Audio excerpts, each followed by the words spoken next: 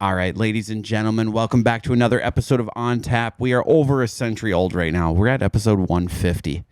And what better guest to join us today, Sam, than none other than Al, the man, the myth, the legend. You've lived the craziest life of anyone that I've ever met in my entire life. Yep. And you haven't heard hardly any of it. We've barely gone through a lot of it. So once you actually start digging in, you'd see a lot. Man, I'm excited for this one. You've told me a couple stories already, and I'm just sitting here like, holy fuck. Yeah, where do we start, Sam? What's ground one? People listening have no idea who this guy is, and we need to introduce him. What would be the proper way to explain what this guy does for a living? Some of them know. Some of them are watching like, it's my dude. That's dude, him, dude. man. I can't believe he did it. He's got balls, man. See, from what I understand is you're just an all-around entrepreneur these days. I've heard you say something about a limo business. I don't know if that was a past business or if you still run it. No, I ran that in past, shut that down in 2008 due to obvious crashes of everything. No one's got money for limo, so, Yeah, plus houses were a lot cheaper then. So yeah, I suppose that business probably died down a little bit in 2008. A little rough time, not a lot of limo rides going around. Yeah. So you now... you manufacture legal edibles and drinks. Yep. And so now, obviously, in lieu of it getting passed recreationally, marijuana, I'm talking, in the state of Minnesota here where we are, what's the move? First off, let's rewind. How did you get into this business? It's all about hustling. That's all I gotta say. As long as you're not hustling, anything that's killing people, it's all about just hustling. Well, you mow the lawn, sell flour, whatever. I started in 6th grade. I'd get my Halloween candy. I'd hustle it. Everyone else would straight eat it, and it would come to December, and I'm getting my money and having things, and I'd have a list of my dad owes, my brother owes, everyone owes me, but I'm always hustling my money, not trying to sit on it and play games. You would write. It's just down, natural. It's just natural. You wrote down like, oh yeah, I'd have your little family owes you little list. Oh yep, $80 here, $30 here. But it's like, still, shouts out to my dad. Why borrow money from a 6th grader and then pay me back during tax time? It's April and October. It's screw you. Man, a little fat kid like me would have been your prime clientele. Would you been deep? I'd have been all over that Halloween He had a candy. big tab racked up. So I'd go to school and I'd have like stay in school, graduate. And I'd go to school and I'd have my jacket on, have my little starter hoodie, because that was a thing back in the day. Yep. And I'd stuff that thing, blast it full of candy, as much candy as I get. I knew what people wanted what. You couldn't have anything in school at the time. So I'd be like, hey, what's up? Got you. Oh, a stick of gum. Here, 25 cents. So I'd just be killing it. When I ran out of Halloween candy, I went and bought bulk candy at Sam's Club or Walmart or wherever. And then I'd go back and hustle that. And eventually 25 cents adds up when you're getting thousands and thousands. And I'd come home with a pocket full, super heavy, full of quarters and save up gallon things of quarters. And Dude, it's just where I started. I'm a little bit of a serial entrepreneur from the youth myself. I actually used to hustle 25-cent crane game, Beanie Baby type things on the bus.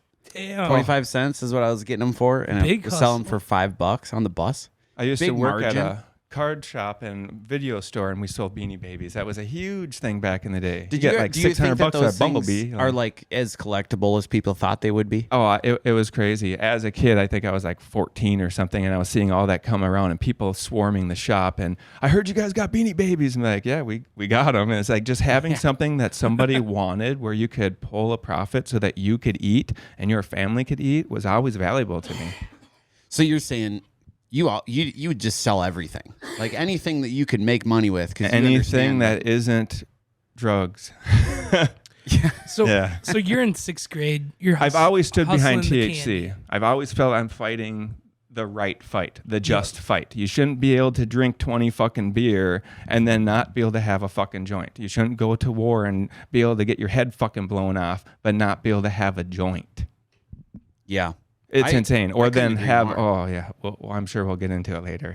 It's pretty crooked how it works out.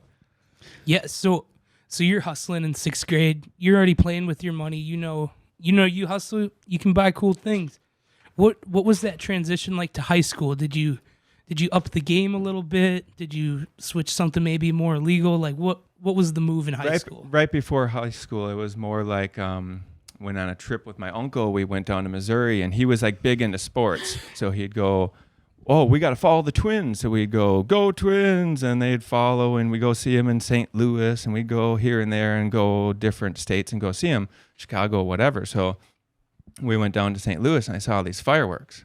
Like, look, I got all this money going on here with all these fireworks. Like, I think I could do something. You know what I'm saying? My uncle's like, I don't care. I'll drive them back for you. I'm like, well, are you going to smoke cigarettes the whole way back? Because, you know, someone might die. You know? That might not work out. Yeah, don't let anyone do that. Anyway, so we got them back. I hustled some fireworks. I turned that money around and got a snowmobile.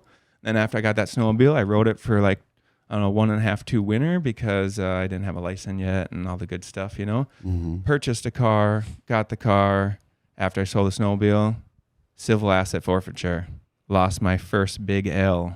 What is a civil asset forfeiture? Civil asset forfeiture is where the government decides to, let's say, I read an article just the other day out of Nebraska. There's a Stewart County or something in Nebraska off Highway 80, which is like a big pipeline. Everybody that's out there that knows Highway 80, stay the hell off it. Take the back road. Anyway,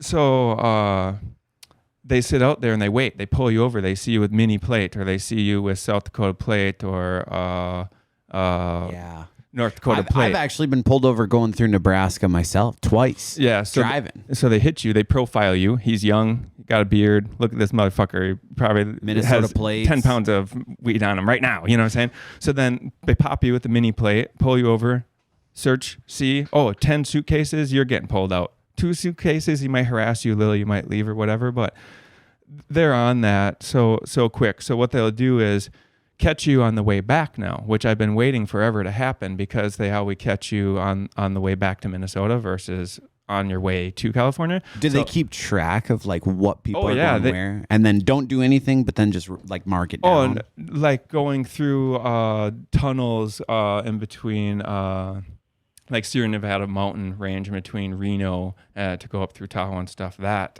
is definitely monitored. And then how fast you come back and leave.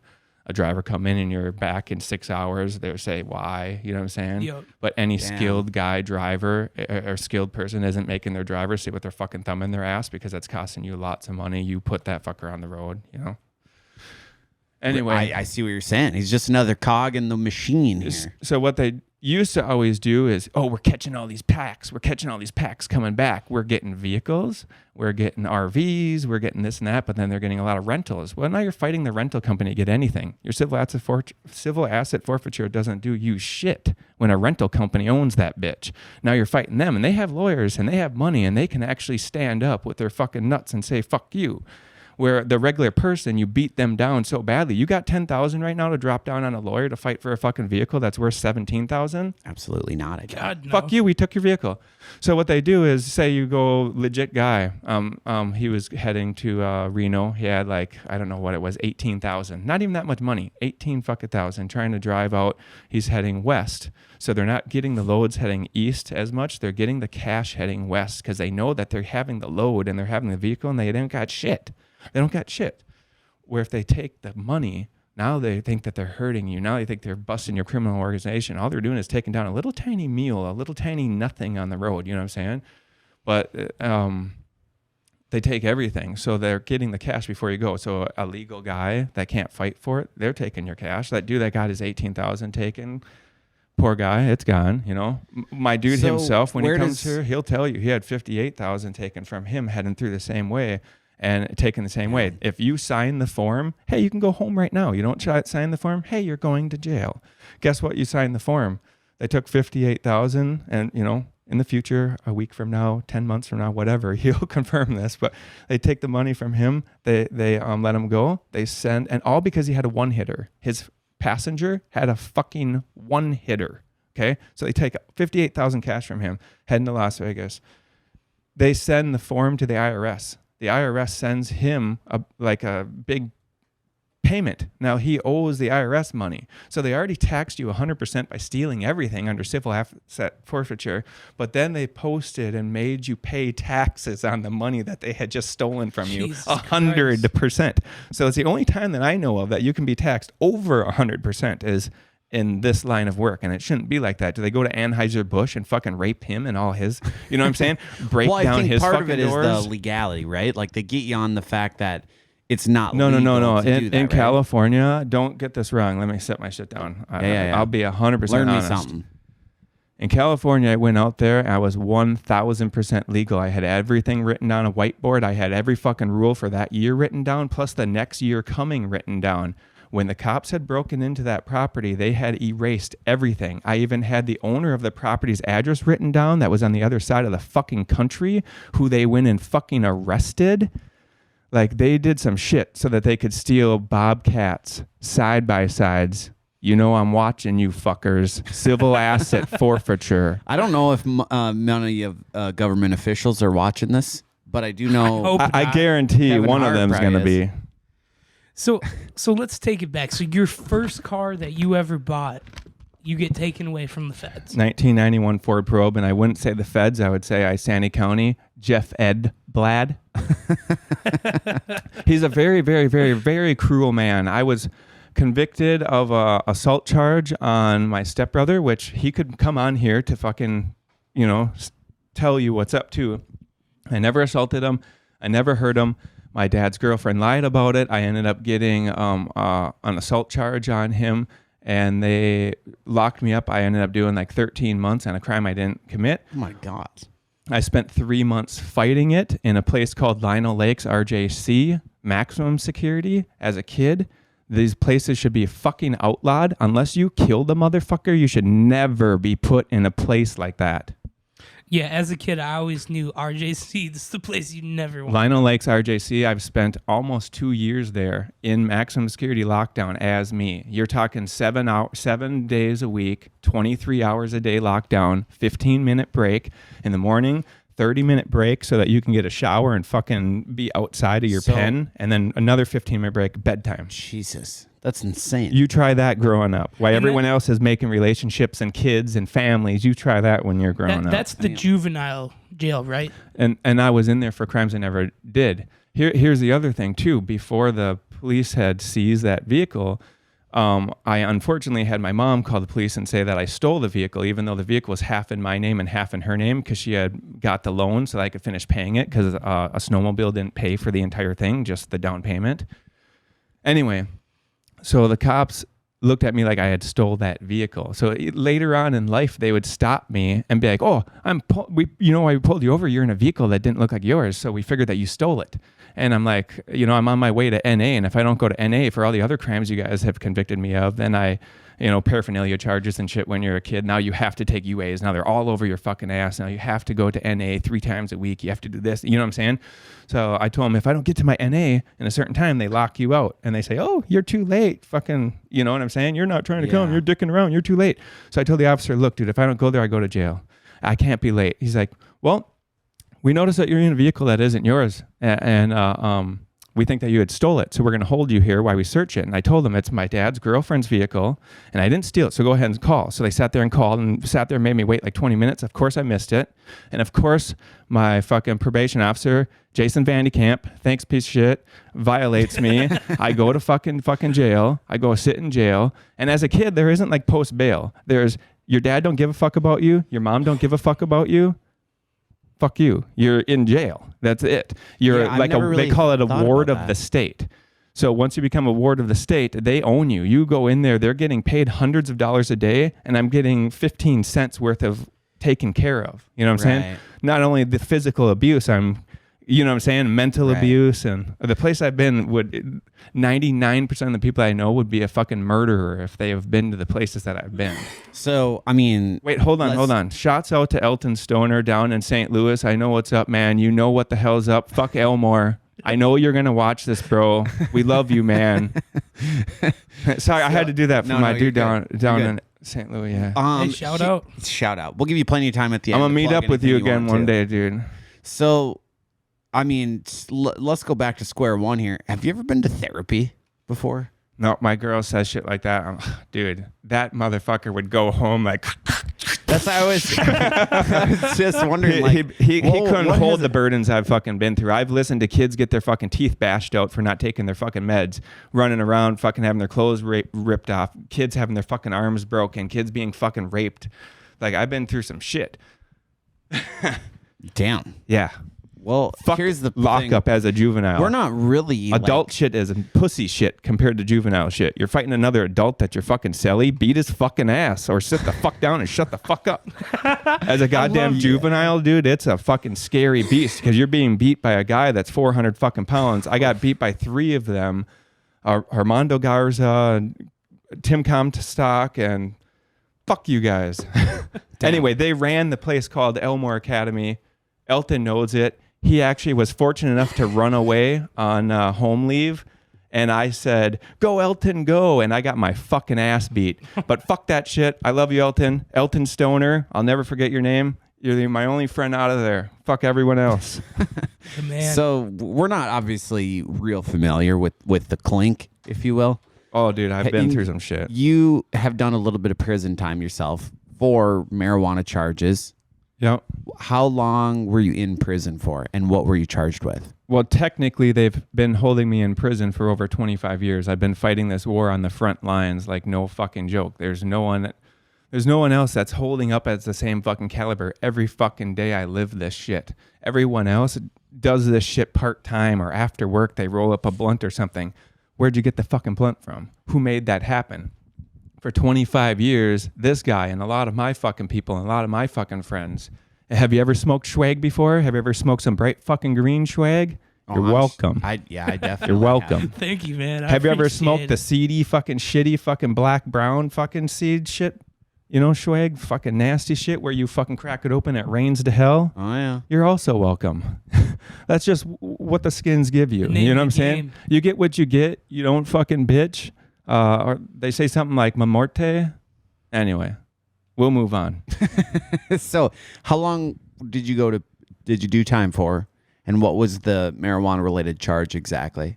As adult, yeah. As adult, I sat in Isani County fighting 2 felony controlled sales under the guidance of Jeff Edblad and the other cocksucking cops around there that wanted to prosecute a homeless 18-year-old so that you could use civil asset forfeiture to steal my fucking house, which was my vehicle that I lived in. Why did they want it? What they did is came to my work, and I worked at Hardee's. And here's the other shitty thing. I used to make $5.25 an hour, which, okay, cool. Damn. Yes, that sounds like it sucks, right? What year was this? 2002. Now, dude. Now listen, when I came out of jail, since they locked me up, remember I told you the story about going to the NA and having my NA fucked and having to go to jail. When I got out of jail from that time, I was fired from my job. God bless the lady that actually, well, fuck God, whatever. But the lady that fucking helped me, that lady, well, he didn't ever help me, and that's all I'm saying. But the lady that would rehire me back, she was always an awesome lady. Even though I was like kind of goth, had black fingernail polish, I'd wear spikes. And were you listening? You're just Manson, Korn, Metallica, Green Day. Yeah, just a Pantera, Slayer, just a bunch of shit. Just a normal kid. Now they took all that away from me so many times, and then what would happen is I'd go to jail, and my parents would think that's bad. That's bad. We can't let him wear something black like that. I'm just a normal kid that wants to do some hood shit right now. So I'd take my money and go and get things like clothes. You know, it's $80, $90 for a shirt to have something kind of cool back then. Doc Martens that are knee high. That's like $220. You know what I'm saying? I'd have a couple cool things that I worked really hard to get, and then I go to jail and come out. Here's my parents. Well, we had a bomb fire. We don't feel like you should dress like that. I'm like, look, I'm not a fucking goddamn transformer. I'm fucking, you know what I'm saying? Like, why are you disowning me? Like, because I fucking wear black clothes. So it's like, now all I wear is Jordan. Fucking represent for the fucking hood, represent for the motherfucking hustlers out there. Heard that. People see it when I come walking by. People see it. That's why they scream, you want a blunt? On my way walking over. Because people know what's up. The people got the word, baby. Yeah, August 1st ain't here yet, but it's like when I come around, people know. Ear to the streets. Yeah. What do you think is like I don't even know how to explain what I'm thinking in my head right now. Did you ever convince your parents that like it was okay? Like, was there ever a point where they're like, all right, he's pretty successful now. You mean you drive a Tesla? There's one going. There's one point in time where I do feel like I was kind of accepted, where I'm rocking a property down in Blaine, and I'm frickin' rocking. All I did back then was really badass indoor, because that's all that was up. Anyone else wasn't getting anything decent. So, and you're getting like 5,000 a pack back then. And people were bowing down to you at $4.25 an ounce, like, you're the fucking man. Nowadays, they're like, oh my God. Anyway, I guess I forgot the question. Was there ever a point where your parents were like, all right, you know what? This is okay. He's successful. Yeah, so I started getting it and buying some new things. And I had my mom, I was in the garage, I had my lowrider and shit. She's like, well, good. Get as much as you can get. You know what I'm saying? She's kind of like proud of me. I'm like, okay, cool. And then one time, which is a huge, long story, I don't really want to ruin how it happened. But my dad's like, proud of you. So yes, you were able to get to a point where you're like, all right, I get the cosign from the parents, and now I feel good. Like, this is a fulfilling thing now. Yeah. My dad's came, unfortunately, on a trip back from California when my arm was broken, and he had got picked up in Wyoming on a 100-pack that somehow they found. That was really That's weird. a bit odd. Dude, that to me, that's not weird. Shit like that happens to me all the fucking light time. just got infinitely brighter by itself. It recorded that, didn't That it? was Yeah. very fucking odd. What the fuck? I'm literally not kidding. Shit, That's crazy. my girl's watching this right now, babe. It's a sign. It's a sign. No, the light is just beaming down on us. All right. So you mentioned you had your arm broken, and Yep. you were telling me a story. Okay, so like California.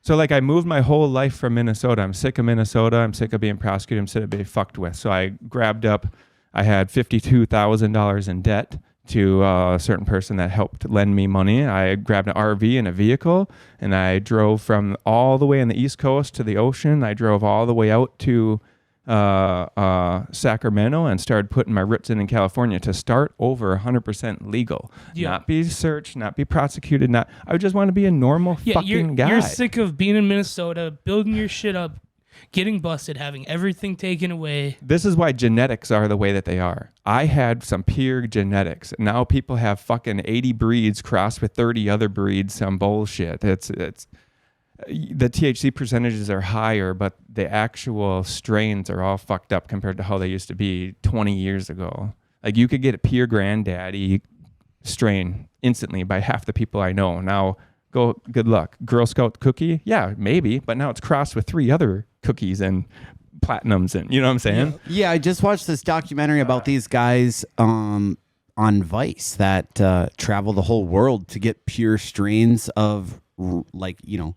It's a real thing, because they're going to places Everywhere. like the Hindu Kush Mountains, Right. and they haven't been fucked with, and they have fucking Hindu Kush. They don't have Hindu Kush crossed with this, crossed with that, which is, it's cool, but it's like, look at how popcorn started. You know what I'm saying? Now popcorn, they started that as a little fucking grass up to a fucking big ass. Now you got popcorn, you know? I actually don't even know the story of popcorn. You'll have to Google it one day. So you move out to California. You're trying to go legit. You're sick of dealing with the police, getting teared down. Sorry, yeah.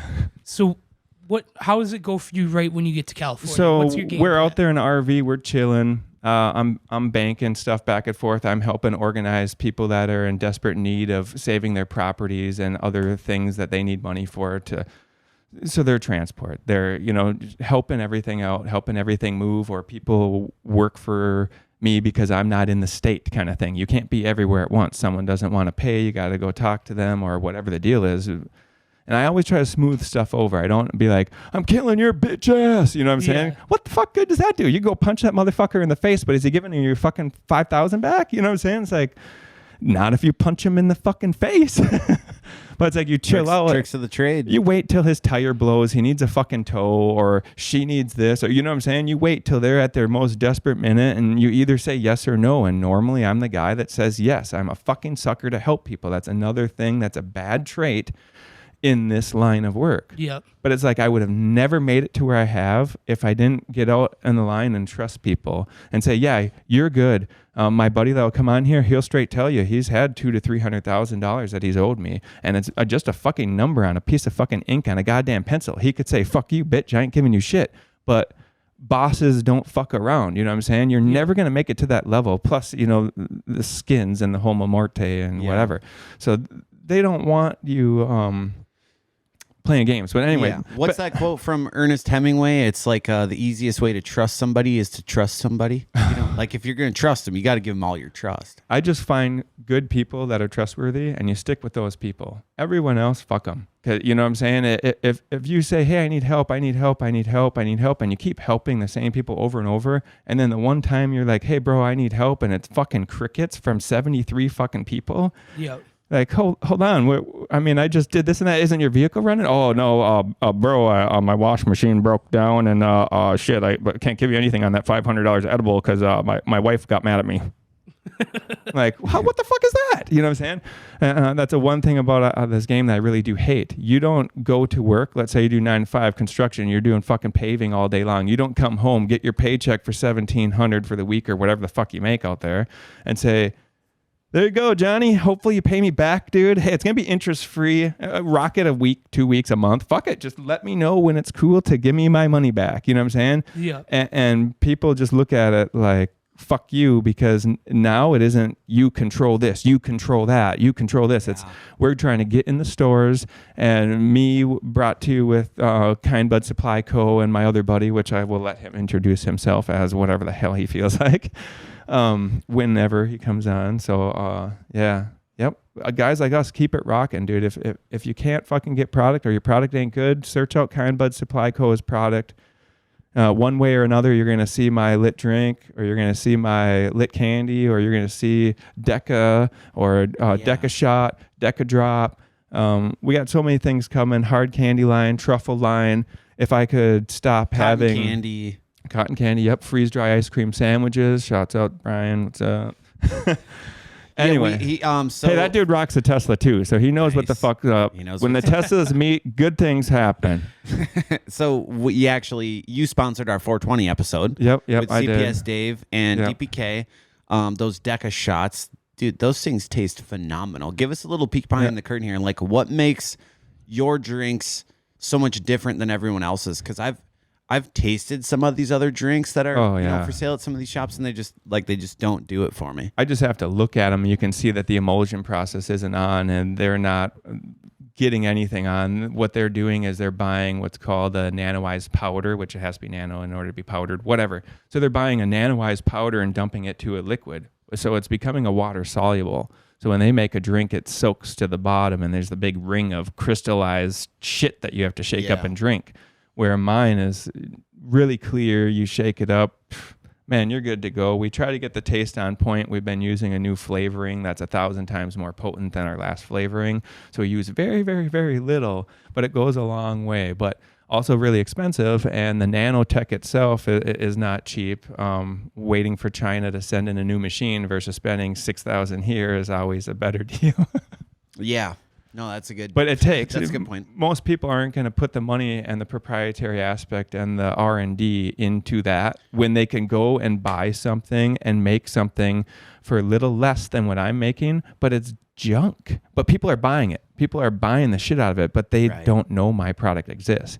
And hopefully by the time this airs, or maybe on the next episode, we'll have Kind Bud Supply Co. Website totally functional, totally running, and we'll have everything posted. August 1st, it's going to be legal to have 800 milligrams of edibles. So all of my street line becomes buy from the motherfucking legend. We're right here. I'm on the website for Kind Bud Supply Co. He's becoming a brand new Midwest distributor, so he's going to distribute to everyone around this area. So hopefully the stores that stuck their nose up because I don't have big, nice, fancy flyers and websites, here it comes. Here it comes. Awesome. You know what I'm saying? Yeah, that is a big thing in this industry, though, because there's a lot of this like weird, like people trying to pull one over your head when it comes to some of these products. Like, you really don't know the legitimacy. We were talking about this a little bit before recording. You don't know what you're eating. But yeah, you really don't. Like, it's so inconsistent, and it's just like a label slapped on there as a sticker. So like, how... We got lab tested everything. I was going to say paperwork on everything, and all of it gets recorded and legit, and every fucking kilo has to be accounted for, and it's literally not legal as soon as it comes out of the kilo. Well, what the fuck, dude? You know what I'm saying? You have to have all the paperwork and have it stay in the kilo and then make it into product, and then. But they're coming out with new laws starting August 1st, and that's just going to make it even harder. And if you aren't rocking right now, you don't got a fucking chance. They're taking it away from the normal person. We've just invested over $2 million into different items through Kind Bud Supply Co. in 10,000 square foot warehouse we have rocking. He talked to the governor. He's talked to Taylor's Falls council members. Everyone's on board. Everyone knows what's happening. All of a sudden, and my buddy will tell you the same thing, literally from his mouth, we go from scumbags that no one wants to talk to, that we want to lock up in civil asset forfeiture on them, and you know what I'm saying? And now we're like the man. Everyone wants to talk to you. Everyone wants a piece of your time. The governor's offering us fucking space to go downtown. We got a brand new store opening down on Nicollet Avenue. Damn. Like, hopefully. Do you really want to be working out? And I'm not going to stores. I'm not sitting behind the store. I have no time for that. I want to be the guy that's producing the product, because what's happening is I'm producing a way better product at a way better price. The other competitors are like a fourth as good of a product. So you're using way more, or taking a drink this big, you're pissing yourself before you even feel it. You know what I'm saying? You think a 60-year-old guy wants to sit there and fucking slam like he's drinking a 3.2, you know what I'm saying, for people that do it like alcohol thingy. This huge drink. Yeah, dude, fuck that. You're pissing yourself before you even feel it. Where mine, you shake it up, you take one cap full, and you're like, shit, dude, did I need that whole cap full? This motherfucker wasn't kidding. Delta 10, I don't know if you tried one of those gummies. Confirm. Yep. Yeah. I mean, Delta 10's gonna rock you. That's how this motherfucker looks like. It's fucking 8 a.m. over here. It's that D10. I'm always too strong. So we hear a lot about these Delta 8, Delta 9, Delta 10. Yep. Delta 8 was really popular because it just got, was it just legalized or just popularized? Delta 8 has always been like a gray line. They had, since the 2018 law of hemp went through, it's been just like a gray line, like, do you dare do it? But there's no one to enforce it. But you know what I'm saying? That's why you're getting so many scandalous things in there. People are... Like the gummies that just got tested, I think Fox 9 or Channel 5 or something just tested them maybe like a month ago or something. But there's people with 36 milligram in their fucking gummy. It's supposed to be 5. What if you give that to some motherfucker that doesn't, you know what I'm saying? It should be clearly labeled, clearly explain whether it's Delta 8, 9, 10, HHC. That's why on the street you get a lot of people and they're like, oh yeah, check out these gummies. Check out what I got. Check out this. Oh man, I got carts for $8. I'm like, all right, bitch, you're fucking buying Delta 8 that's fucking pissed all over. That's fucking you know what I'm saying? Turpentine still left in it, and like hard solvents, fucking chemicals, like molds. Yeah, just some people just don't care. They only care about what you're paying. You know what I'm saying? It's like, well, you can get that low dollar shit, but I cannot wait for the stores to open on January 1st, 2025, because when that happens, people are going to go to these stores and say, oh, my cart doesn't work. And they're going to say, get the fuck out of here, security. You know what I'm saying? Not, oh, my cart doesn't work. Oh, here's another one. Here's another one. Here's another one. Oh, you dropped it and it doesn't work anymore. Here's another one. You know what I'm saying? Oh, you smoked it, so it's a 3/4 gone. Here's another one. It stopped working at the last. I swear there's at least 2 hits left in here. Like, Jesus. Some people pull it a little more than other people. And shouts out to my people that don't do that shit at all to me ever. I mean, even if you do whatever, KB, Kind Bud Supply Co., they take returns. We ain't trying to fuck around. We're trying to grab every client that we possibly can get. We're trying to keep everybody happy. We're trying to run the game. You don't think fucking Budweiser made it to where Budweiser been by, sitting around doing nothing. You could be the Budweiser of the marijuana industry. Where I would like to be is a solid producer with at least a few workers. You see these other companies, they're running hundreds of workers and blowing up and just getting huge, but I can't get picked up by a distributor. And it's for you to go get into a distributor, it's really hard to do. You can't just like go knock on the back door. You know what I'm saying? Like, you got to... Anyone out there, you want to get me on a distribution network, send it. Otherwise, KB Supply Co. is running all my shit for me, and you guys can buy it from him and pay the extra tax. Peace. Yeah. So I really want to take it back. I want to go through your story a little bit. So you moved to California. You're going to make it legit. Yeah, 100. So when did things start to turn when you were in California? Well, everything was going good for a minute. I don't know. I rocked out there looking for houses. Las Molinas, Chico, settled up on Forest Ranch. Forest Ranch seemed like the most at home. Kind of rained, kind of snowed. Got a little mix of everything to kind of feel like home a little bit. And pine trees everywhere. So it kind of felt, more like kind of home. And everywhere else was brown and dead, big droughts and stuff out there. So, I picked up there and rocked it there for a while. And then my stepbrother frickin' started one of the properties on fire up at the waterfall. Oh, my God. So we had like 50-some ambulance, cop cars, helicopters, fire trucks, like a huge fiasco. So then once everyone knows that you're from out of town, they're already looking against you. You know what I'm saying? So the word was out that people were here from Minnesota and that we were buying up the side of the mountain, which wasn't true. We worked with another guy, Tom, that owned 12 properties, and he had did contract for deed for my property and a few other properties, whatever. But so we worked coalition with each other, and when that had happened, everyone on the mountain's like, oh man, that's those Minnesota guys. So I think maybe they started looking into us. I don't know. So we were trying to clean his property one time after the fire, and we were waiting on a dumpster, and I get the dumpster's not coming. So it's like, whatever, dude, we'll pack up all this garbage because the dumpster's going to be here tomorrow. So we make this big pile of garbage, and we have the neighbors come by, and they're taking pictures. They're like, these guys are scum. They're dropping all this garbage out on the land and all this and that. Like, no, we're not. We're all just up here helping my buddy, that, KB guy. We're all up here just helping him, because my property's already set up. We're just helping him get his grow set up because you only have so long, and then your grow season dies off, and you lose veg time, and your money becomes worth less money. Yeah. Anyway, so we're just taking care of all our business up there. I guess I don't know what I was trying to say. So you're cleaning up from the fire. Oh yeah, that already got done. Oh yeah, that's right. Yep. And the dumpster people came. They took pictures. They're like, "Oh, you must be Jeffrey," because the vehicle I had registered in another buddy's name. Shouts out JT. But they're like, "You must be Jeffrey." I'm like, "No, I'm not Jeffrey." They're like, "Well, you were dumping all this illegal garbage," and they had pictures of me dumping the garbage. I'm like, "Look, dude, we cleaned up the whole area, and we cleaned up all the other garbage there." So we're like trying to display to them that we're good people on the mountain. So one of our closest neighbors is like an old timer. He said he's been out there since the 70s and bragged about all the cocaine he sold in the 70s and 80s. But he was the guy that would always tell me, if the sheriff shows up, you have $10,000 cash for him, and you don't say a fucking word. You give him the fucking money, and you don't say a fucking word. And I'm like, there's no way that's true. You guys are even looking at me like fucking liar. You know what I'm saying? And I'm like, continued on with my work, and would do my greenhouse, and I was doing deprivation, which most people have no idea what the fuck that is. Maybe we'll talk about it later, but one of the very first few people actually starting to do large-scale deprivation out there where no one else even knew what the hell was going on. Anyway, So the cops do show up one day, and they say, well, we're just here to check your script. We're just here to check your script. Well, I've been told by the mountain people, and I found that old man's dog in a hailstorm up there, and he was like crying, like, thank you so much, dude. Thank you so much. I'm like, yeah, dude, I told you I'd find him. And blah. Anyway, brought his dog back. So the dude's always looking out for me. But I thought he was lying. You know what I'm saying?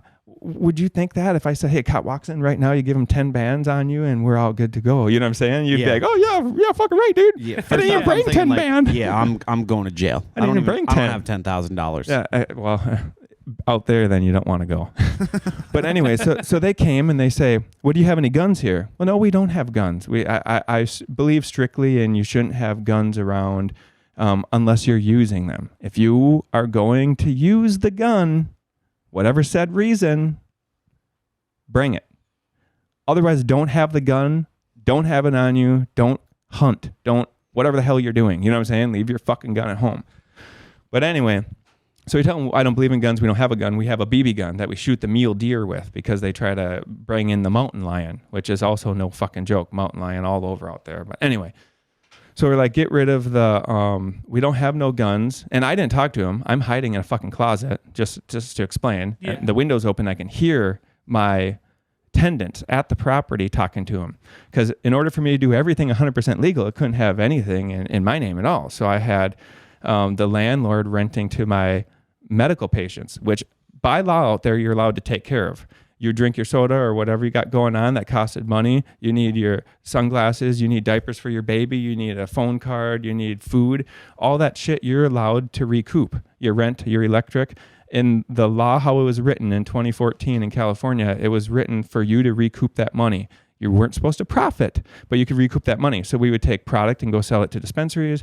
I'd take just different shit like that you legally could go do. But anyway, they end up saying, okay, cool. You guys got no guns. That's fine. Whatever. They leave September 3rd, I believe, September 4th. It was one of my buddy's birthdays.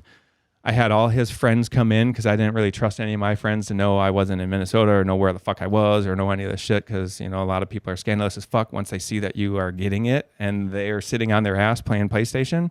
You know what I'm saying? So obviously they're not getting it. So I had all his friends come out and do a trimming crew so we can get all the product trim that came out of my deprivation greenhouse, whatever, 80 pounds, 60 pound, whatever, just get it processed out in a few days versus me sit there for the next fucking month. And halfway through the trim, I brought everyone down to Sacramento. Well, on the surveillance, we went to Sacramento to go to Benihana. If you guys want to pay for a meal sometime, I fucking love you guys. Anyway, so we went. I fucking love that shit too. I told everyone, man, Benihana, you're gonna love it. No one's been to it, so I got a limo. I go 2.5 hours from Forest Ranch down to Sacramento to go down to Benihana. So anyway, super expensive trip. Limo, stop at dispensaries, buy edibles, get whatever. Anyone that wants. Everyone's just balling out there helping me trim. So then we go back up on the surveillance camera. The cops were there. Why is the cops there? They just came a couple days ago. Why are they back? So then watching the camera, he just knocked and left. So I'm thinking another plant count. They want to come and count your plant. We're allowed to have 297 plants on that property at that time. I had 68 plants budding in the greenhouse. None of that was fucking illegal. What they did was illegal. What did they do? They came to the property early in the morning. And they decided that they would come on. I actually have video I could fucking send you on your airdrop and you could air it on here if you want. And people would oh, I don't believe this motherfucker. And then you start showing fucking evidence.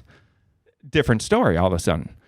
So anyway, they come in the property and my window was a front view and I hear ding dong. And I know that first one set of ding dongs, I had 4 different ding dongs on the property to tell me which perimeter that you have just broken so that I could defend my 10 acres up there. I heard ding dong, mule deer, something's happening, 8 a.m. I look and it's just dust. I'm like, well, that's not good. And I look and the vehicles stop and it's sheriff SUV pulling in sideway. It's another sheriff vehicle with a tactical SWAT shootout fucking trailer, with guys armed to the teeth with. Imagine if you're in Afghanistan, you're fucking fighting the battle on the fucking front line. I'm not fucking kidding you. They are fucking tactical out with SWAT gear ready to fucking kill with ARs.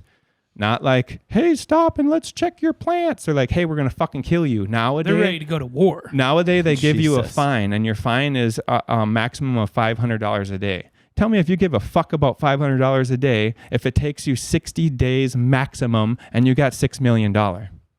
Do you give a fuck about 500 a day?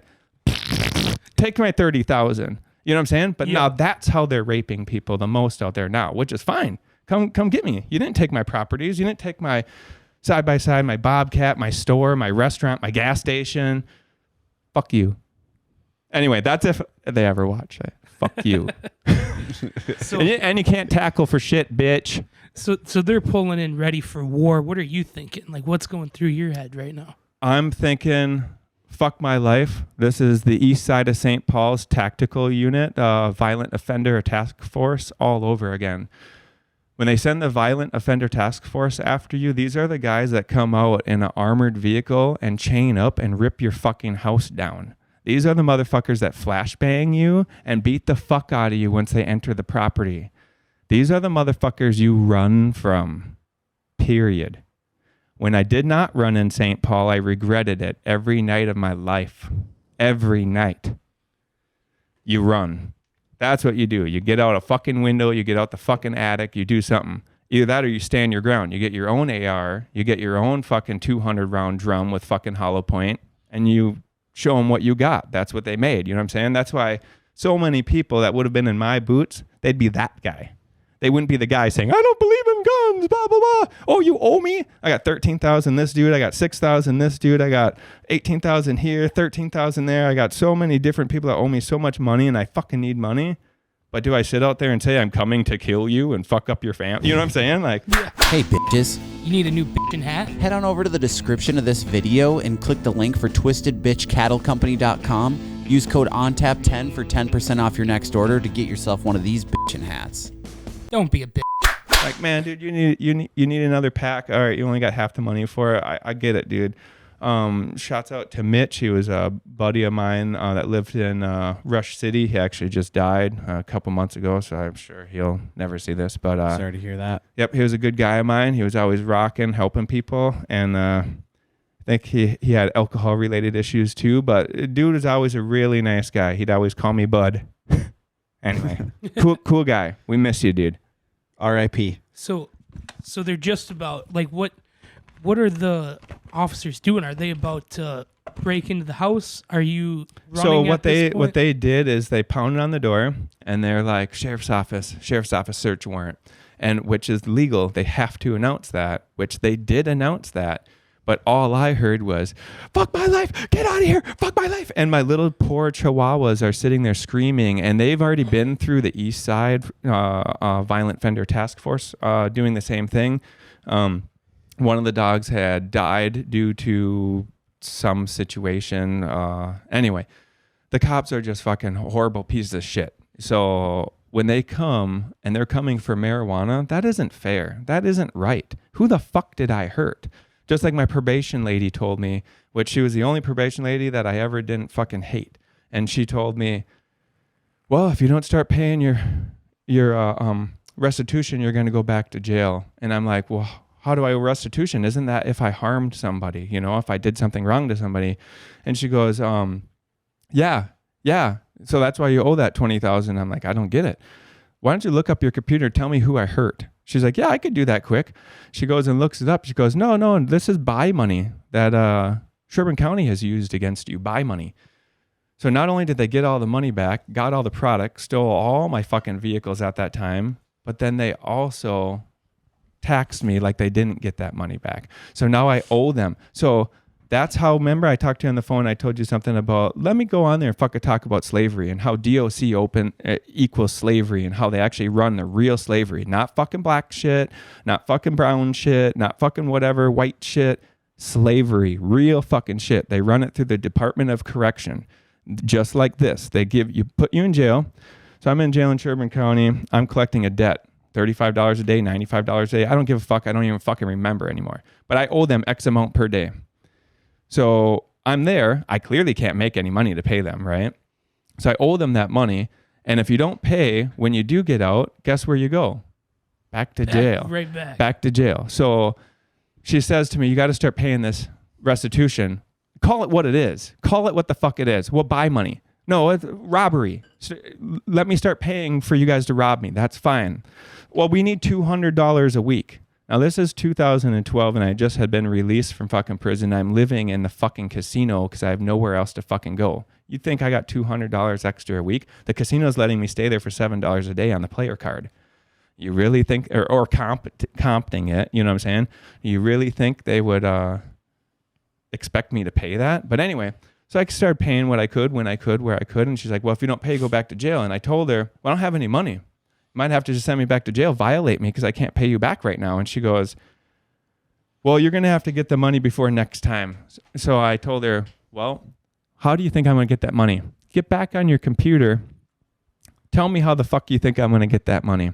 She gets back on the computer and she goes, well, I don't know. You just have a bunch of felony marijuana sales. I go, yeah.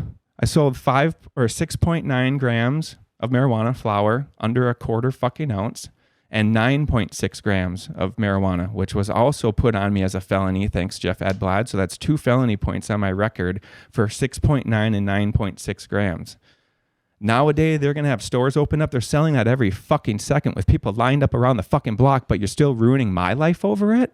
I'm sure that he's not going to want to give me some kind of expungement because that wouldn't be fair. You know what I'm saying? Yeah. He wouldn't even give my buddy an expungement, and he called and he had when he was 14 years old, he had a beef jerky and some candy that he had stolen. You're 14. You're a dumbass little fucking kid. Yeah. You're hungry, and the motherfucker is homeless too. So he freaking stole something to fucking eat. So they give him these charges. Well, now later in life, he wants to go hunting. He wants to do his thing. He can't even go and do it. They won't give him legally his license. Because he's a felon. Because he's got these charges when he was 14. Right. How should when you're 14 affect you when you're 40? Yeah, at that age, you have to give somebody a pass. Like, so you're ruining a guy's life over and over and over, and they say we're trying to make it right. We're trying to not discriminate. The thing is, it isn't discrimination. I fucking hate to say that to the black community. You guys are out there saying it's all a racist thing, and it's a cop terrorizing the public thing. Take the fucking money away so they can't sit on the fucking highway and rape people. Period. Word up. Civil asset forfeiture should be myself. fucking voted out. You should not be able to steal. I had 6.9 grams and 9.6 grams sale, homeless, living in a 1991 Ford fucking Probe. Like my life isn't bad enough, sleeping down by the motherfucking river. I need 2 fucking felonies and then to be put into fucking Department of Corrections, prison fucking probation so that I owe you money and I can never escape your fucking grasp. How is that fair? Yeah, but sometimes you just got to look at it from their point of view too. How is that fair? I'm just kidding. I think Like, I agree with you. No. Cody's a How is fucking cop. I'm like, It's that D10. His brain's like, what can I say in here? Al's getting pissed. He's getting pissed. Callie's pissed. Let's bring it back to that mountain day where the Okay, so SWAT they're team rocking is in. running through your house. You jump out the back? You start running. Here's the thing. I learned my lesson. I had a dude tell me, you never fuck with a framer. You have a framer come put in your door. You have a framer come put in your security doors. You have a dude that's sinking it, so you have to rip the whole fucking wall out, like East Side. Though that was to keep you safe. So I do that on all my properties, and the Cali house specifically, it was harder for them to get there. They have a big bar where they put in, fucking crack you open with a 2-man crew of bitch ass. Anyway, they have 2-man crew where they come and hit you like that, and they'll pop your thing with a 2-man crowbar because it takes a lot of force. You got to get in there. Well, my door was kind of angled in a way where they couldn't get all the way in there to get all that force. So they had taken and trying to cut out the bars. And just in case of a fire, because California and all that shit, and because having roommates and all that, I would leave the key. The deadbolt would lock you in, but I'd always leave the key in the deadbolt. You know what I'm saying? So that it was one of the deadbolts that you had to have the key to get back the fuck out. You know what I'm saying? Yeah, but I'd always leave the key in there because I didn't ever want to, have the roommates feel like there's a fire and cocksuckers sleep in it. You know what I'm saying? Nah, bail. We got multiple door, window, whatever. But anyway, so I'd always leave my key there. Oh, I'm going down to town, grab my keys, leave, whatever. So they cut open through that metal door and had it all mangled to shit so they could reach in and undo it. And then obviously the key was in the other door, so they just opened everything. But when they came in, I had people sneak back there weeks later and grab property. They had went through everything. Even when I snuck back in there, they went through everything. Every door that was closed or open, they had closed and then used their battering ramp. So pretty much what they did is took a wrecking ball through a brand new property I just paid $210,000. And they just put a ramming ball right through it. All your doors are knocked out. Bathroom doors never locked. Bedroom doors never locked. Why are they bashed off the hinges? But they know that that's costing thousands of dollars per labor, buying the shit, hauling it up on the mountain, fixing it. Like, not only that, but then they never secure anything. They steal everything and then they leave it open to looters. It's a very cruel fucking thing where it's like, they should be shut down. I could see if you're going, some dude selling fentanyl and it's hurting people, selling cocaine or meth even. Yeah, that shit's going to hurt people. Smoking a fucking joint? Are you fucking kidding me? Yeah, so So let's keep going with this story. So they get in through. They that come in metal the door, but before they came in that door, I fucking rocked out through the back door, and I jumped through the deck. I jumped down all the way the stairs, and they're still screaming out front. And I ran around my veg house, and when I came around the veg house, I jumped over the fence. And when I jumped over this fence, and it's a pretty high fence, like. I don't know if you've had huge amounts of adrenaline ever hit you before, but literally like time slows way down and you're able to like, oh shit, you know what I'm saying? Yeah. And like prepare for the jump you're about to make or the dive you're about to do. Or, you know what I'm saying? It's like literally just a split second where you're like, oh fuck, I gotta go like this. You know what I'm saying? Like, anyway, so I jumped over a fence. I got fucking hit, which I gave him pictures. He can post all that. And the dude had broken my arm from here to here. It was all fucked up here. My whole wrist was fucked up.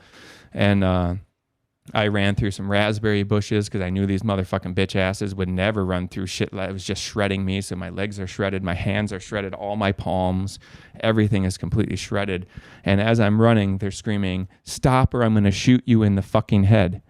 Who the fuck does that? And all I hear is loud banging, crashing, smashing. So are they shooting? Are they just bashing all my fucking doors down? I hear my dogs barking and screaming for their life. They're like my babies. A 3-pound fucking chihuahua, you're kicking the fuck across the room on video surveillance? You're a fucking piece of shit. Anyway, they came in, they removed any evidence of my legal grow and destroyed any resemblance of having a home or anything. Imagine being hit by an F5 tornado, but only on your property, only in your house, only on your valuables and your life. It's a F5, civil asset forfeiture. It's whatever they want, and everything is clearance marked for free. That's crazy. So they're just destroying your shit. 4 Apple desktops, 4 brand new iPads. So like, cause I ran a grow store. So we had $100,000 or $60,000 worth of grow store equipment laying everywhere. The whole grow store was raided. Anyway, so when I took off and run, he hit me, and I took off running. I had a pair of red Jordans on, kind of similar. Fuck you, bitches. Keep them tight. And they were slip-on. The only thing I could get on was my greenhouse shoes. I got them on, and when I was just booking and running, I lost a piece of my rubber on the shoe, and that's pretty much all they got of me. This ain't fucking two-hand touch. You're running for $17 an hour. I'm running for my motherfucking life. Tell me who's going to win. Stop or I'm going to shoot you in the fucking head. What the hell is that? You really think I'm going to stop? I hope you guys watch this, and I hope you guys feel fucking ridiculous and your wives and your family members see the fucking terrorists that you are. Damn. Done. Yeah, so mic drop, but they're new, bitch. So you're running through raspberry bushes. Are you you're hiding out hopping there, and like, jumping? What are you doing? I took off through raspberry bushes, and they came, and one dude, he was the quickest guy, and they were like fucking thinking he could get me. All I could hear was my feet hitting the class 5, the gravel running down this trail. And before he could get up on me, and he's the guy screaming, stop or I'm going to shoot you in the fucking head, which, yeah, that worked. So anyway, I took off and I jumped off probably like 40-foot cliff that goes out onto, I believe it was called County Road 32, that was heading east up through Force Ranch. And it's just all solid rock and solid shit. And I know those bitches are never jumping off that. Like I said, $17 an hour versus my life.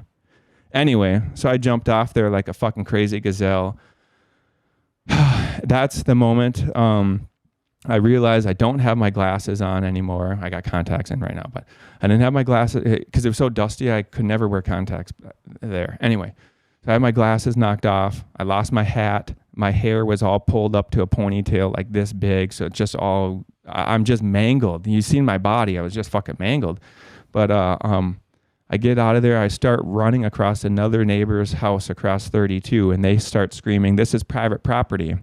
Now, it's legal in California, medical back then, and they had also a 99 plant grow. Also, the sheriff that raided us, wife, in the backyard, 99 fucking plant. I had 68.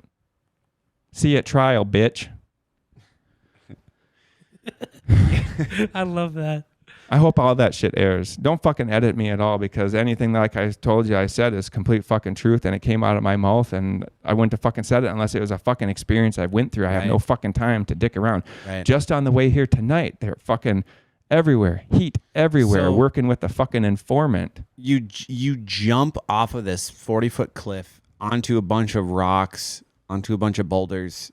Yep. And then you go to these old people's house. Yeah, and I they're start yelling at running. you. They have a little Are like. you fucked up bad from that? Oh, real jump? fucked up, real fucked up. Like the jump, I lost my glasses and my hat, but I got mangled going down too. But a lot of that was like legs, back, hip, shit like that. Because I try to, if you were gonna fall and you're gonna take a hit, I used to ride Rocket 200 plus miles an hour every fucking day. I took that bike out. If you take a hit, be secure to fucking roll it out. You know what I'm saying?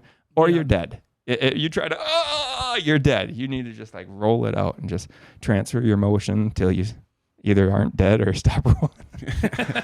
But anyway, so I jumped down. I ran through these people's yard. They had a little bridge, and quite a long little bridge, running over to their garden and then past their garden. And when I ran the bridge, it was probably, let's say, 30 feet, 40 feet. I swear to God, I heard like 6 steps. Toot, toot, toot, toot, toot, toot. And I'm fucking over that bridge because my feet were clinking on it so fast. I got down on the ground. I started hiding. There's 2 patrol cars searching back and forth for me. And I remember I was on my hands and knees and I was crawling, and there's like raspberries and all kinds of vegetation. There's like little tiny like rabbits you could tell were going through. So I just put down my head with my broken arm and I just kind of crawled through it, and I made it to a spot. I can't see. I didn't have my glasses on. I made it to a spot where there's like a fence line, and some dude's like, "What are you doing?" And I'm like, fuck. And he's all like, What are you doing, man? He's like, "This is private property." I'm like, "Look, dude, the cops are chasing me. I had some shit, the roommates or whatever. And I'm like, "We have a grow there and the cops are here." And he's like, "Cops don't come here for grows, dude. Fucking get real." I'm like, "I'm fucking serious, dude. I'm serious. The cops are here and they're like busting the grow and this and that." So I'm glad I was honest with that dude. And I've always wanted to send him a Christmas card, and I could find his address on Google, but I just don't want to ever bring it up. But the dude was a really cool motherfucker, solid bastard. Love that dude. And he said, the cops come through that area. I'm laid up literally like 20 feet, but in solid vegetation on the other side of this fence. The cops can't see me. And the cops asked, "Have you seen the guy? Have you seen this and have you seen that?" And he's like, "Oh no, dude, I haven't seen anything." Frickin', I'm like, yeah, dude. Because he could have easily said, "Yeah, this little bastard's right here. Come get him." You know what I'm saying? So then after that, they're doing, it must be some kind of police routine, but they go in and start searching by block. And if you look up there, it's solid vegetation, solid 3,000 foot, 1,700 foot cliffs, like Crown Point Road. That's like a killer of a killer. Try going up and down that, broken and beat to hell. Thanks for that. But anyway, so I ran down through there and I hid, and they kept on searching for me, thinking this motherfucker's on foot running. He's too quick. He's on foot. You know what I'm saying? I wasn't on foot. I'm hiding. So when they were searching search block over and over, the last cop over comes, and he was like within 5 or 6 feet of me, and I was laying in the vegetation. I crawled away from that dude's fence trying to get out of there, and he's out with the spotlight because now it's dark, and he was like fucking literally felt the heat of that spotlight on my feet and shit. And the only thing I could think was, I wonder if my eyes reflect. And I just put my feet down because my shoes are red and closed my eyes. And he didn't get me. He didn't find me. What an idiot. Anyway, so yeah, I got away. I snuck away. And that was actually the second time I ran away where he had the light out on me, because they came at 8 a.m. in the morning earlier. But the second time I ran away, so I got away. I stayed in the woods for a while. It was getting dark, getting dusk. And I'm like, I got to make a move. Just like I had to make a move to find my way to get here. Look out the window, dude. Yeah. So I made my move, and I frickin' went back to the property. That's where I saw all the doors smashed in, everything fucked up. But my Bobcat was gone. My side-by-side was gone. All my vehicles' headlights were left on, saying up at the waterfall. The keys were gone. So I couldn't get anywhere. They knew I was stuck. I couldn't. They locked the doors and left the vehicles like that and had all my shit, so I couldn't get out of there. So anyway, I got in there. I got a bottle of water, and I ate a thing of yogurt. So now this is 8 hours or something after I woke up and had got chased. Not to mention when they were chasing me, I literally like fucking pissed and shit myself, because, you know, you get your fucking arm breaking and you get fucking tackled and you get fucking people saying they're going to shoot you in the fucking head, fucking 6-7 officers deep with fucking AR-15s, and you not fucking piss yourself. Oh, I'm definitely pissing myself. I was thinking the same thing. So anyway, that second time I got in the house that first time, got my stuff, and I start thinking, why are all the lights on? Why is everything on? going to turn these lights off. I'm going to this and that. And no, if I turn the lights off, they're going to know I was there. So that's probably their way of seeing if I came there, because I would take care of my property, shut my door, you know what I'm saying? Right. And it was getting dark. I found an old pair of glasses, found another hat, switched out my Jordans to same shorts or same whatever, but different color. So I start walking down. I got to make my move before it's too shitty, midnight, you know, and I got to get down to Chico and find a hotel. There's homeless everywhere. So I just blend in easy as fuck as a homeless begging for money, you know, all beat up and fucking full of piss and shit. Give me $10. You know what I'm saying? I need a cell phone. People are stopping you like, here you go. Yeah, dude, you look like you fucking had it. Anyway, so made it back to the house, got some shit, start walking down 32, start heading west, thinking this is my only way out. I get down this tar road, the only tar road I know of up here that will get you off the fucking mountain. It's like a 30-minute drive, 40-minute drive to get into the mountain. So I know coming down is going to suck like fuck. You know, it's going to be dark. It's going to really suck. I need to get going. So I start going. Glasses I have are old prescription. So I'm like this. I can barely fucking see. And all of a sudden I start hearing the engines. I'm like, why'd the engine slow down? I start looking. I'm like, God, that looks like a cop car. And it passed me. And I'm like, fuck, that one looked like a cop car. And all of a sudden the engines died. And I looked back and one was U-turning. And one of the things I picked up when I was on my trail was a throwing knife, because they were legal in California. And I would have them to protect from mountain lions and shit like that. And I had the throwing knife on me and I had a bottle of water. So when the cop turned around to U-turn, he was going to fucking hit me with his vehicle. Now keep in mind, this is marijuana, and he's trying to fucking kill me with this goddamn cop car. Jesus. Anyway, so when he came to fucking fly towards me to hit me, my only options was literally get hit, go over the roof and roll it out, like we talked about, or fucking jump. And I jumped. So I went down an even steeper fucking cliff on the other fucking side. They chased me again. I only had my glasses now for maybe a half hour, 20 minutes all day, because I lost them on the first fucking hit. Lost them. No glasses, no hat, no nothing. Now I got nothing again. Now I can't see. Now I'm in the mountain. So now that's when they have the airplanes coming out, and the airplane has heat-seeking shit so that they can see fires and shit. Oh, fuck. Yeah, so it's like, and they know they got to flush me out. It's just going to get dark. What kind of fucking Rambo cocksucker's going to stay out there all beat to fuck during dark? You know what I'm saying? Oh, no, this Rambo, I did it, whatever.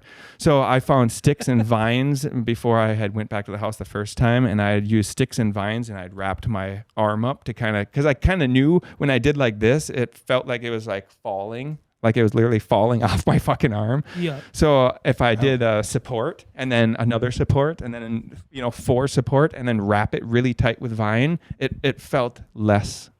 9 out of 10. It still hurts to this day. Thanks. It was a good hit, but not two-hand touch.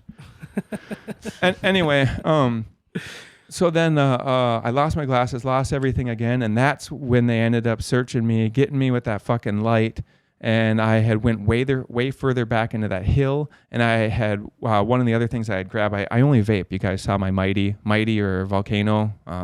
Sad for CGC to be doing so bad right now. But anyway, I only used that. And I had got a chillin', like a little one hitter that you like smoke actual flower with.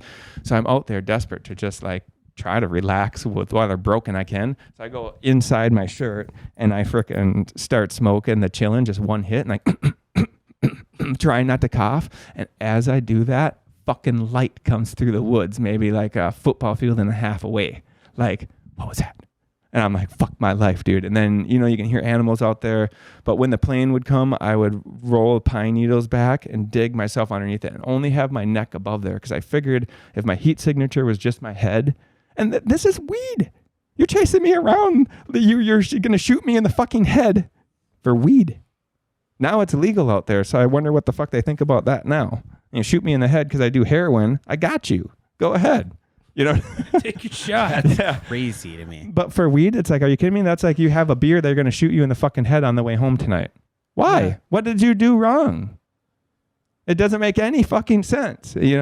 And here's the other point. How many? What was your limit? Is that beer though, right? Yeah. Sorry to call you out, whatever. I have fucking know. You guys do beer a lot of thing on this, right? Okay. Yeah. So what's your limit? How many, not that you can personally drink or whatever the fuck, but what's your limit at the store? How many do they tell you could go home with? Nothing. Fuck that. You could see the danger in that, right? Right. Give it to the wrong guy. he's fucking killing people. Honestly, even the quantity that we can buy it in now, apples to apples right now, you can go buy a full case of beer. If I drink an entire case of beer, I'm hammered. Oh, dude, I'm not functioning. I'd be dead.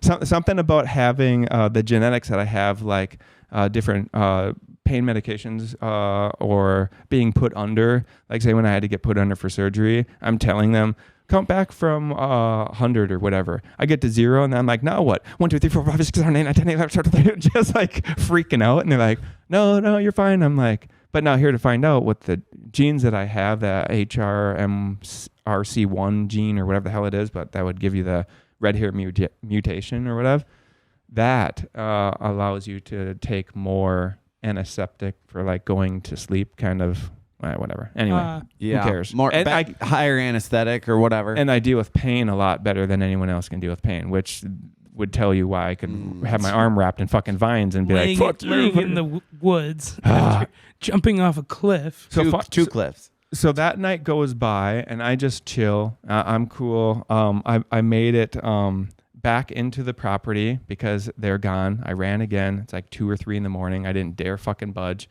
Got back to the property and I walked up to the waterfall, which my KB buddy frickin' was running with his crew and shit. And it's imagine like 6 or 7 miles, but straight downhill, like 3,200 feet, and then straight back uphill. But you're trying to jump off the fucking road and hide from every vehicle that comes. Your fucking arm's broken. You're sliding down to, you know what I'm saying? Like all kinds of issues. Everything's fucked. Dang. All kinds. I left the house with a laundry basket, a brand new pair of shoes since I ran out with my work shoes and lost the sole. A brand new pair of shoes and my pillow, which I don't know why I brought my pillow, maybe for comfort. I don't know, but I was just in dead panic mode, you know? Yep. And then I had like $30,000 in cash sitting there and they never discovered it and never found it. And I won't ever disclose where it was hidden, but they couldn't find the money with everybody out there and multiple times, and all that crew of dumbasses of robbers couldn't find it. And I also had thousands of ounces of precious metals. You never found them. Anyway, so they came back and, I walked down to the waterfall. I walked back up, finally got there, and I start getting on his surveillance where all his cameras and lights start lighting up. And I start thinking, why did he cut down all the plants like this? I told them you would take them in 3 steps so that you get the most amount per plant, per bucket, per season. Not, you kill them all at once. You took a bunch of lowers that are junk. You kill the tops and then the mediums and then the lowers, you're getting 40% more. You know what I'm saying? That matters when it's about money. But anyway, why are all the plants cut down? What's going on? There's clothes everywhere. Every vehicle's headlight is on and the windows and doors are locked. And I was in such shock. I sold my buddy my RV. So he had my, $30,000 RV sitting at his property. And the light was all on and shit. And I'm just devastated, tired, beat up. You know what I'm saying? So I'm like, I'm gonna lay down and take a nap. And it didn't ever cross to me that, because these guys would fuck around and do their own thing. So it never crossed to me that they didn't kill all their plants. But I'm like, why is there lights on? It just never clicked. So after about laying in the RV for like 2 hours, I remember I was gonna turn the light off, but I'm like, don't turn the light off or shut the door, because then they might know I'm in here. So anyway, I wake up, and there's people on the property. It has to be like 5, 6 in the morning. There's people on the property, and I'm like, man, it's got to be the guys. I'll go talk to them. So they go, and I'm like, where'd they go? But you could walk around the property and kind of go behind another barn. And then we had like 2 other grows set up with other barns and shit. So I go to walk in the main house, and the house is there. All the guns are there from what they had at that property and a bunch of shit. And then the dogs are sitting there with no food and water. So I could grab the guns with all this ammo, all this shit. They had them like lit up with labels, like as if they were seized and that they just didn't grab and take them yet. And there was also $200,000 in cash that they took, which was not there, and I did not see it at the time. Otherwise, you damn fucking better believe it. I would have grabbed that for KB, because I ain't no bitch. But I got in there and I said, grab the guns or feed the dogs. You got to make your decision. Are you going to be like Rambo with one motherfucking arm, or who's that other guy, Arnold Schwarzenegger motherfucker? You going to be like Terminator, one motherfucking arm, they still ain't taking you down? Or are you just going to keep being peaceful even though you're being terrorized at this level? I decided I'd feed the dog. I gave the dog food and water because that was more important. Anyway, so then when I looked out the property, it wasn't my buddies on the property. It was cops on the property. So then I really fucking panicked and I jumped the fence at my buddy's property and then I started running down Crown Point Road. And I didn't see any of them chase me or come after me that time. So I can't call that the third time you guys fucked up. But I did see them, and I did get off the property, and I got to Wolf's house, which is another guy that we worked with, long story short. But whenever we talked to him, me and my buddy would always go, ooh, or ow, and act like we were like a wolf howling, you know? And these guys like did other drugs, not just weed, which I'm not cool with. I'm not whatever, you know what I'm saying? But I was outside of the property fucking the middle of the fucking night or middle of the morning, very early, still dark. And I'm all going, oh, and they come out because, you know, they're obviously up trimming and doing their thing. It's middle of October. And they're like, who the fuck is that? You know what I'm saying? I'm like, dude, it's just me, man. Call Wolf right now. Just tell him, dude, it's fucking Al, dude. Fuck, call this dude. Just tell him, dude, all these dudes know me. And you guys just don't know me because you're way the fuck down on the chain. And then they made their phone calls and they're like, okay, you're right, man. You can hide here. And then once I started hearing news of what happened, they're like, you got to get out of here, man. You got to get out of here. And I'm like, what are you guys worried about? It's all legit and you're legal. And they didn't come here yet. They would have already came here. And they're like, oh, no. And they're all hiding like their fucking meth shit. And I'm like, what the fuck is going on? Like, I can't be around people like fucking, I'm not a fucking criminal. Why am I, you know what I'm saying? Like, Yeah. fuck. Because otherwise I don't want anything to do with people that do drugs. I just don't. They always bring bad shit, robberies and fucking whatever. Anyway, so I'm like, yeah, help me. So once the dudes knew I had money, he's like, well, $100, I'll let you use the phone.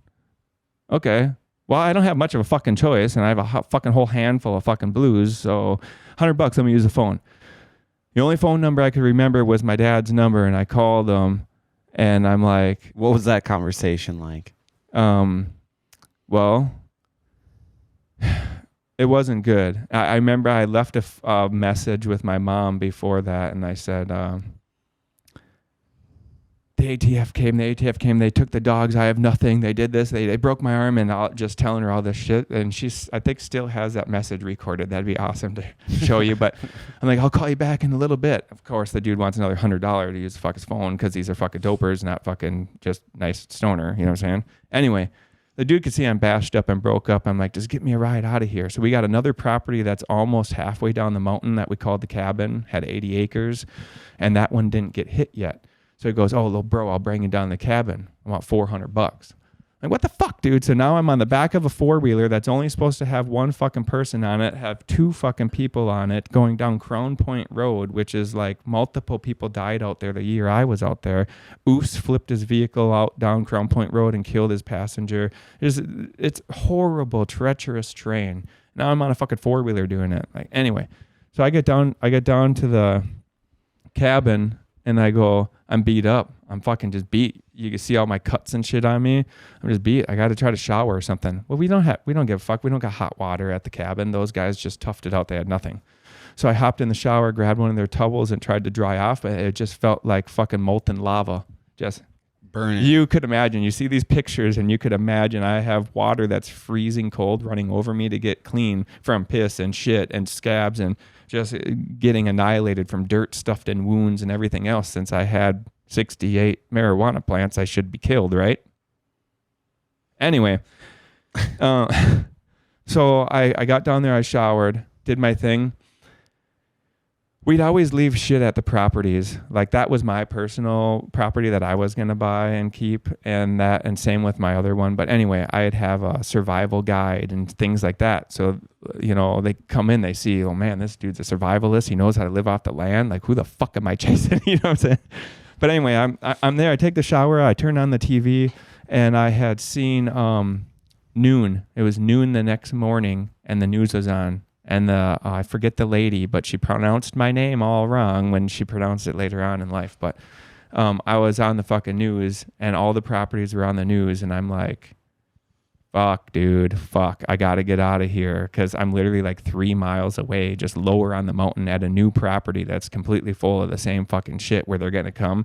They came at that property too, as far as I was told, I wasn't there. I made it out of there before they could come there. But when I showed up, there's like probably 5 pounds per plant, probably 97 or 98 plants because a couple of them didn't make it. 200-gallon smart pots, like a good ass grow, you know. Everything was there when I left, but I heard it got hit. But anyway, I made my way down to town, which costed me more money. And when I got to town, I was dropped off, and I was told by another buddy that lived at that property that he had court in Oregon, and he had came back and seen everything that happened at that property. So he had left me a note, and the note read, we left California, we're leaving. I got your dogs. Oh, clutch. And your vehicle is at Walmart with the dogs in it. So now I have a time issue. It's hot, middle of October. You're in the valley, sometimes 100 degrees in October. So I'm like, I got to get down there. So I get down to town, get to the vehicle, and the fucking dogs are there with the fucking keys in it in Chico, California, that gets vehicles stolen fucking constantly. The dogs are there. The vehicle was there. I had a 3/4 tank of gas, and I got the fuck out. Damn. Where did you go? Like, what was your first course of action? You're like, all right, I'm going here. First off, I remote started the vehicle and had the AC for the puppies. They were panting. They probably had no food and no water. I just gave one of them a bath, and they just smelled like piss. So I could tell she was scared for her life, you know. Anyway, so I went into Walmart, and like I said, the homeless are everywhere out there, or they called transient, whatever.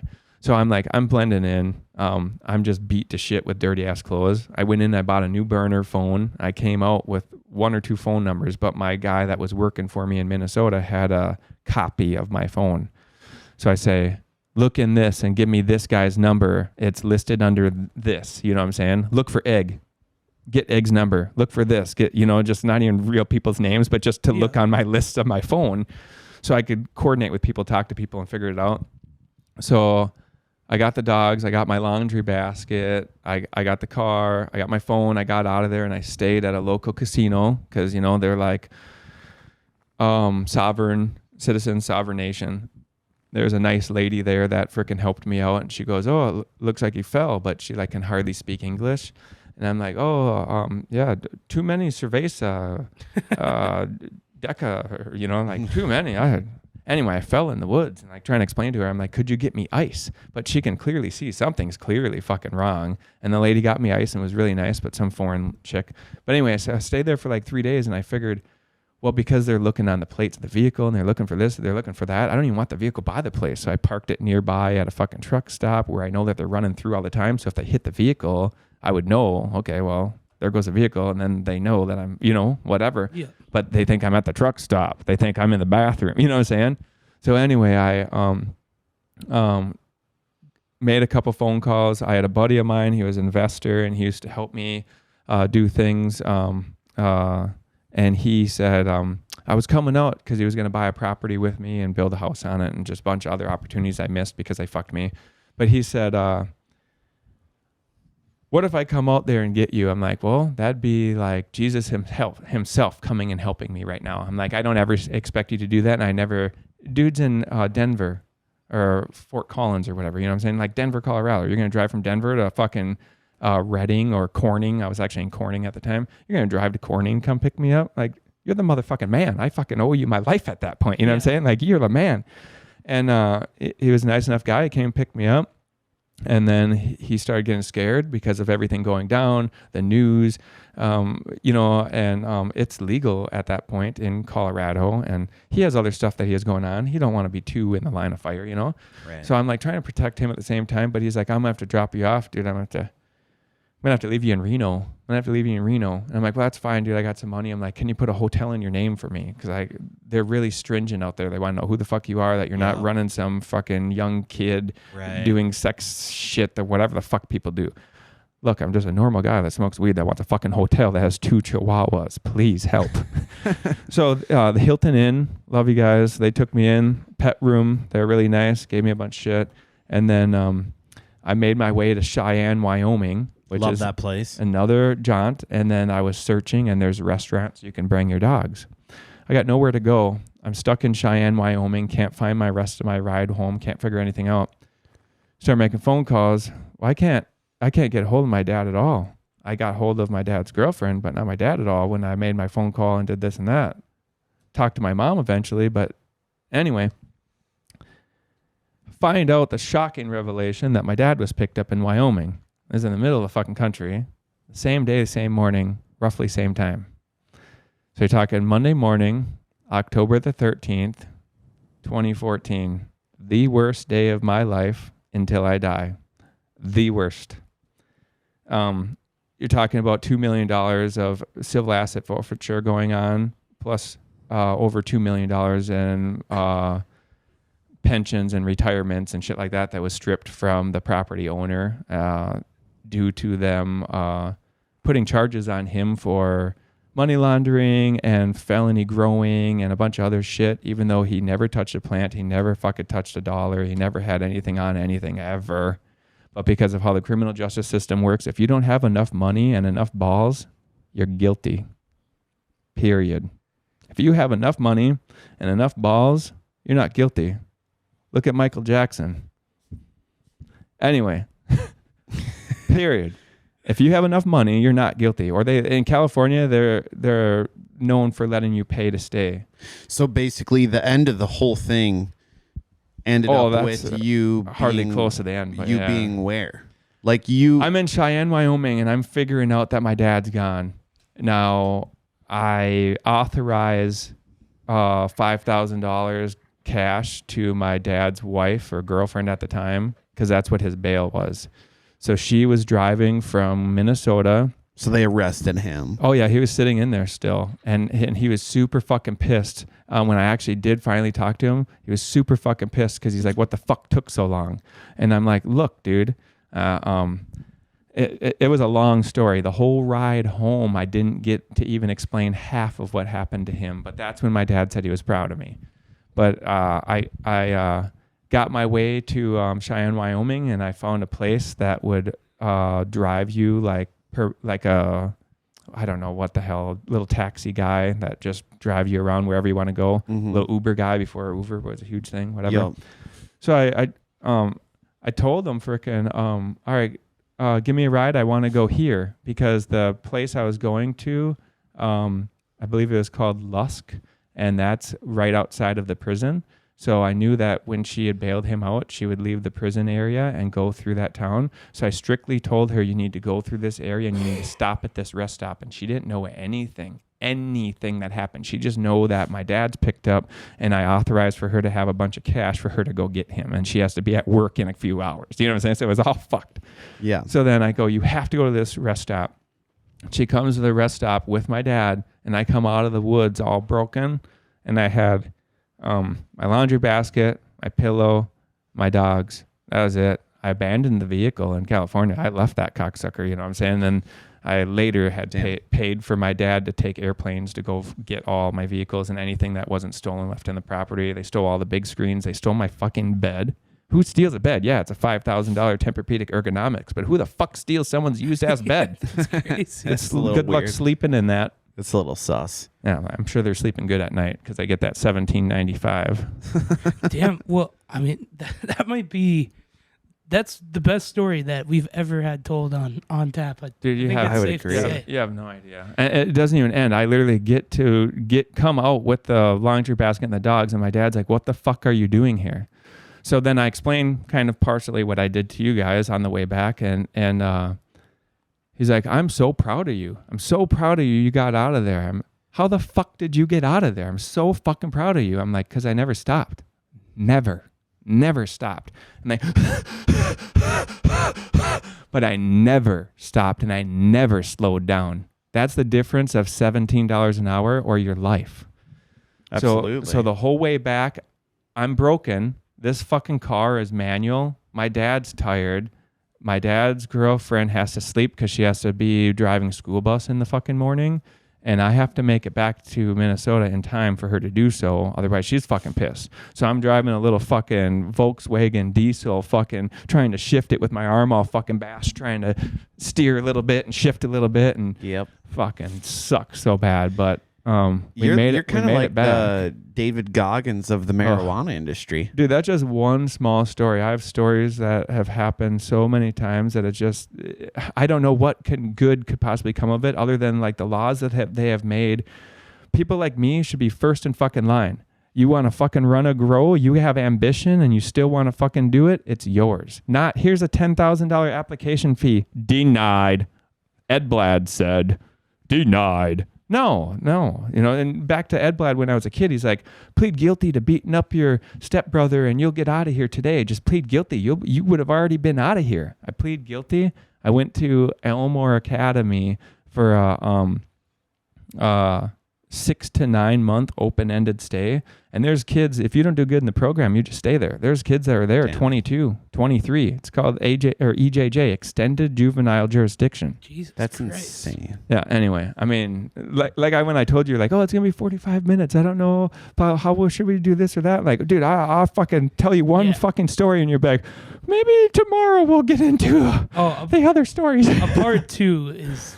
Definitely. I'll come back on. I can get my buddy to collaborate kind of how his shit worked, because when I actually wound up talking to the guys, I said, there's all you guys there.